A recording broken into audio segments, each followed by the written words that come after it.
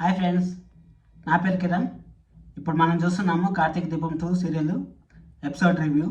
ఈరోజు ఏం జరిగింది, నిన్న ఏం జరిగింది అనేసి ఒకసారి మాట్లాడుకుందాం. దీప ఫస్ట్ టైం కోప్పడింది, చాలా కోప్పడింది. నేను చూసిన తర్వాత ఈ ఫస్ట్ నుంచి సీరియల్లో దీప ఈరోజు కోప్పడినంత ఎప్పుడు కోప్పడలేదు. ఎందుకు కోప్పడింది ఏమనేసి మనం ఫర్దర్గా మాట్లాడుకుందాం. మన ఛానల్ కోరిన కొత్తగా వచ్చి సబ్స్క్రైబ్ చేసుకోండి. అలాగే ఈ వీడియోని లైక్ చేసి ఫుల్ వర్క్ చూడండి. ఫుల్ వర్క్ చూసినారంటే చాలా ఇన్ఫర్మేషన్ ఉంటుంది.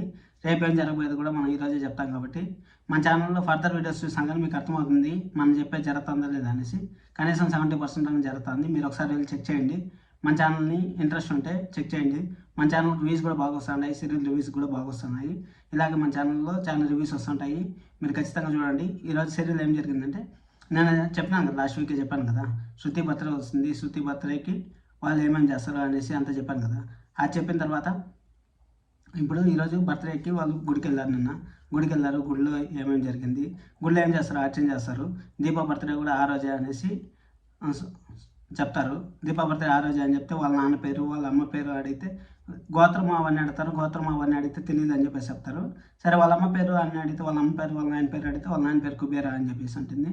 కుబేరా అంటే ఊరికే అప్పుడు బామ్మగారు అనుకొని ఊరికే పేరుకి మాత్రం కుబేర్డే, ఏం కుబేరు ఉంది, ఊరికే పేపర్లకు అతికించుకునేకి పేర్లు రాసుకునేకి బాత్రూమ్ బాగుంటుంది అనేసి ఒక సామెత చెప్తారు. ఆ సామెత చెప్పినప్పుడు దీపాకి చాలా కోపం వచ్చింది. ఎంత కోపం వచ్చిందంటే, అసలు దీప ఇప్పటికి 25 ఎపిసోడ్లు అయినాయి కదా, 25 ఎపిసోడ్లో అంత కోపం వల్ల అంత కోపపడింది దీప ఆ బామ్మ పైన. బామ్మ ఏం మాట్లాడకుండా గుమ్మనే అయిపోయిందంటే అర్థం చేసుకోండి ఎంత కోపపడి ఉంటుంది అనేసి. మీరు సీరియల్ చూసింటే మీకు అర్థమవుతుంది. లేకపోతే చూసిన తర్వాత మళ్ళీ ఒకసారి వచ్చి మన రివ్యూ చూడండి, అప్పుడు మీకు అర్థమవుతుంది నేను చెప్పేది ఏం జరుగుతుంది, ఎట్ట జరుగుతుంది. బంటి ఉన్నాడు కదా, బంటి ఏం చేశాడంటే, దీప కార్తీక్ వాళ్ళ అమ్మని ఆల్రెడీ చంపేయాలని ప్లాన్ చేశారు కదా. వాళ్ళు చంపేయాలని ప్లాన్ చేసినప్పుడు దీప వాళ్ళని చూసేస్తుంది.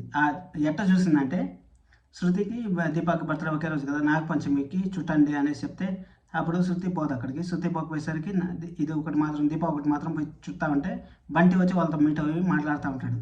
అప్పుడు దీప చాలా టెన్షన్ పడిపోతుంది, ఫ్లాష్ బ్యాక్ను గుర్తు చేసుకున్నప్పుడు సరే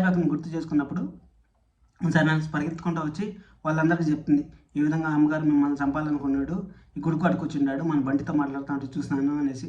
అప్పుడు బామ్మ చాలా టెన్షన్ పడిపోతుంది, అయ్యో నా పేరు ఆడ బయటకు వచ్చేస్తుందో, వీడు ఏం చేస్తున్నాడు అనేసి చాలా బామ్మ మనసులోనే భయపడిపోతూ ఉంటే సరే అనేసి అది అయిపోయిన తర్వాత కార్తీక్కి శౌర్యకి ఒక రౌడీకి కన్వర్జేషన్ జరిగింది. ఏం జరుగుతుందంటే, గంట చిన్న గంట పైన పెట్టింటారు. గంట పాపం శౌర్య కొట్టాలని చూస్తూ ఉంటే అది కొట్టలేకపోతే చిటికేసిన అంటే అది ఇంకో గంట చెప్పు కొట్టినా కొట్టదు. మా ఊర్లో అయితే నేను ఎగిరితే అసలు గంట అంటుంది అనేసి కామెడీగా మాట్లాడుకుంటా ఉంటే అప్పుడు ఇవి జరుగుతాయి.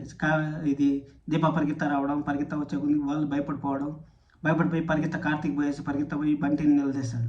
కార్తీక్ పోయే కొద్దికి వాళ్ళు వెళ్ళిపోయే కొద్దికి సరే అనేసి కార్తీక్ పోయి బంటిని నిలదీస్తాడు. ఏమైంది, ఎక్కడ, ఎందుకు వచ్చినాడు, ఏమొచ్చినాడు అనేసి నిలదీసే కొద్దికి ఏమి చెప్పకుండా సైలెంట్గా ఉంటాడు బంటి సైలెంట్గా ఉంటే ఇంకా అందరికీ ఇంకా ఎక్కువ అనుమానం వస్తుంది.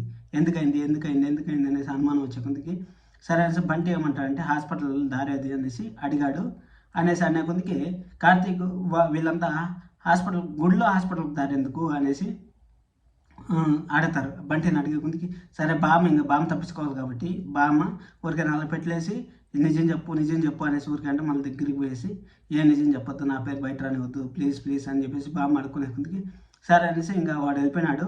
ఇంకా రాడలే, వాడు భయపెట్టి వెళ్ళిపోయినట్టున్నాడు, ఇంకా రాడలే అనేసి ఇంక వెళ్ళిపోతారు. సరే కార్తీక్కి చెప్తే మేము ఆమె చెప్పే విధంగా జరిగింది అనేసి చెప్తే సరే కారులో పోతా చెప్తాంలే అనేసి అంటాడు కార్తీక్. సరే కారులో పోతా చెప్తామనుకుని మనకు ఆడేమి చెప్పారు. ఇంకా డైరెక్ట్గా ఇంటికి వచ్చేస్తారు. ఇంటికి వచ్చేసిన తర్వాత బామ్మ బంటి మాట్లాడుకుంటా అంటారు. ఏం మాట్లాడుకుంటారంటే, వాడు ఎందుకు వచ్చినాడు రా, వాడు కనపడుతుందని చెప్పినా కదా, వాడు ఎందుకు వచ్చాడు, మీరు అంతా చేరుకొని నన్ను బుక్ చేస్తారు, మీరు పెద్ద జాతి రత్నాలు దొరుకుతున్నారు నాకు అనేసి బామ్మ ఎట్టబడితే అడుగుతుంది బంటి అప్పుడు కూడా కామెడీ చేస్తూ ఉన్నాడు.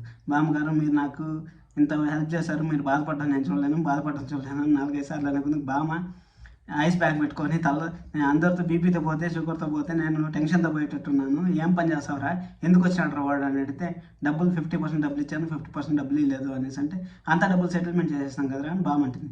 అంత డబ్బులు సెటిల్మెంట్ యాడ్ చేశాడు, బంటి సగం నొక్కేశాడు, సగం వచ్చాడు. అందుకనేసి సరే అనేసి బంటికి నేను డబ్బులు ఇస్తాను 1 2 నెలలు కనపడుతుందని చెప్పు అనేసి అంటే బామ్మగారు నాకు 10,000 ఇవ్వండి బామ్మగారు అనేసి మళ్ళీ అడతాడు. నా దగ్గర ఇప్పుడు లేదంటే సరే లేదు దాంట్లో నొక్కేస్తాను అనేసి అంటాడు.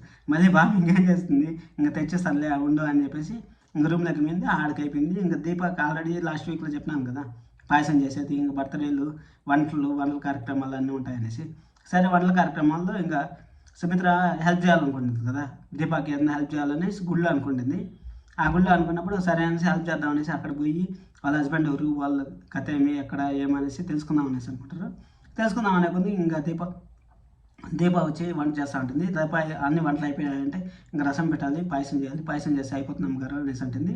సరే వాళ్ళ ఇంట్లో పని మనిషి ఉంటే పని మనిషి చెప్తుంది, మీరు అయ్యగారికి కాఫీ ఇచ్చేసి అయ్యగారు తాగేంత వరకు అక్కడే ఉండేసి కాఫీ కప్పు తీసుకురా అంటే, అయ్యగారు తాగరు కదా అమ్మగారు అనేసి అంటే, అప్పుడు అయ్యగారు ఎంతసేపు తాగుతారో అంతసేపు నువ్వు అక్కడే ఉండి తీసుకురా. ఎందుకు పంపించిందంటే, ఇప్పుడు దీపాతో మాట్లాడదు, దీపాతో ప్రైవేట్గా మాట్లాడాలి. ఏం మాట్లాడాలి, దీప హస్బెండ్ ఎవరు, దీప ఎక్కడి నుంచి వచ్చింది, దీపాకి ఏం పరిస్థితి, ఎవరు ఏమనేసి దీపా గురించి తెలుసుకోవాలనేసి వచ్చింది కదా. దీనిలో టెస్ట్ ఏమంటే ఇద్దరు బర్త్డేలో ఒకే రోజు అని చెప్పారు కదా.